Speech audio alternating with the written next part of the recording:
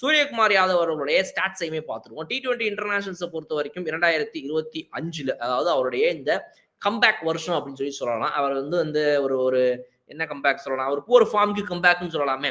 ஏன்னா வந்து இதுக்கு முன்னாடி அவர் இந்த மாரி ஒரு ஃபார்ம்ல ஆடுனதே கிடையாது. 2021, 22, 23 இந்த 3 வருடங்களும் பார்த்தீங்கன்னா 34, 46, 48 ஆவரேஜ்ல ஆடின இவரு 24ல பார்த்தீங்க அப்படின்னா 26 ஆவரேஜ்ல ஆடினாரு. அடுத்து இவருடைய பேட்டிங் ஆவரேஜ் இப்ப 14க்கு டிராப் ஆயிருக்குது 2025 பொறுத்தவரைக்கும். இது வந்து ஒரு மேஜர் கன்சர்ன் அப்படின்னு சொல்லலாம்.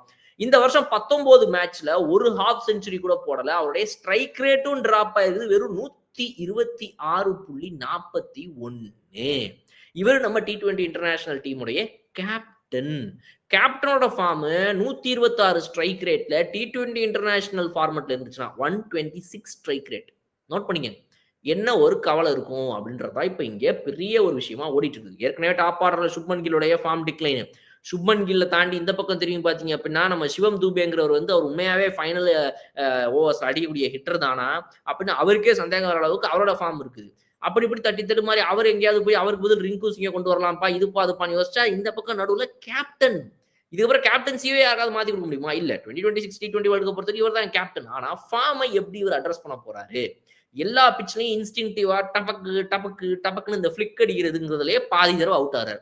பால் இன்கமிங் டெலிவரியே லெக்ல ஃபிளிக் அடிக்க பார்க்குறாப்புல ஒன்னு எல்பிடபிள்யூ ஆயிடுறாரு. இல்ல போல்ட் ஆயிடுறாரு. இல்லன்னா வந்துட்டு டாப் எட்ஜ் அப்படி குடுத்து இங்க இருக்கிற கேட்ச் ஆயிடுது. இல்ல அப்படின்னா வந்துட்டு டாப் எட்ஜ்ல மேல போயிட்டு கேட்ச் ஆகுது. ஸோ இதெல்லாம் எப்படி இவர் அவாய்ட் பண்ண போறாரு? இந்த இன்ஸ்டிங்டிவ் ஷாட்ஸ தாண்டி சம்டைம்ஸ் அவர் கொஞ்சம் பொறுமையா ஆடலாம்னு பார்த்தா அந்த மெத்தட் அவருக்கு செட் ஆக மாட்டேங்குது. அதுல இன்னும் மோசமா ஆடிடுது. அப்ப என்ன பண்ண போறாரு சூரியகுமார் யாதவ்? இந்த ரொட்டேஷன் ஆஃப் ஸ்ட்ரைக்ஸ்ங்கிறதெல்லாம் தாண்டி எப்படி வந்து தன்னுடைய இந்த average and batting strike rate ஏத்த போறாருங்கிறது தான் மேஜர் கன்சர்னா இப்ப இருக்குது.